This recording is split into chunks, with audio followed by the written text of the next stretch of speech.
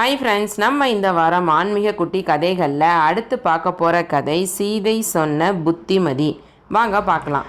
ராவண வதம் முடிஞ்சதுமே அனுமன் குதிச்சுக்கிட்டே சீதையை பார்க்க வராரு. அவருடைய முகம் 1000 சூரியன்கள் ஒன்று சேர்ந்தது போல பிரகாசமாக இருந்தது. அந்த மகிழ்ச்சியோட சீதா தேவியை இம்சை செஞ்ச அந்த அரக்கிகளை ஒரு கை பார்க்கணும்னு நினைக்கிறாரு.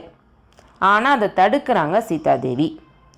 ஒரு ராஜா உத்தரவிட்டா அதை செய்கிறது பணியாளர்களுடைய கடமை. ராவணன் உத்தரவிட்டனால தான் இவங்க என்னை இம்சை செஞ்சாங்க. மற்றபடி என் மேலே அவங்களுக்கு பகை உணர்வு வர்றதுக்கு வாய்ப்பே கிடையாது. இப்போ ராவணன் தம்பியான விபீஷ்ணன் ராஜாவாகி என்னை வணங்க உத்தரவிட்டா அதையும் செய்வாங்க இவங்க. நல்லவர்களின் லட்சணமே கருணை தான். உலகத்தில் தப்பு செய்யாதவங்க யார் தான் இருக்கா? அவங்கள தண்டிக்காத அப்படின்னு சீதாதேவி புத்திமதி சொல்கிறாங்க. அதை கேட்ட அனுமனும் அமைதி அடைகிறாரு.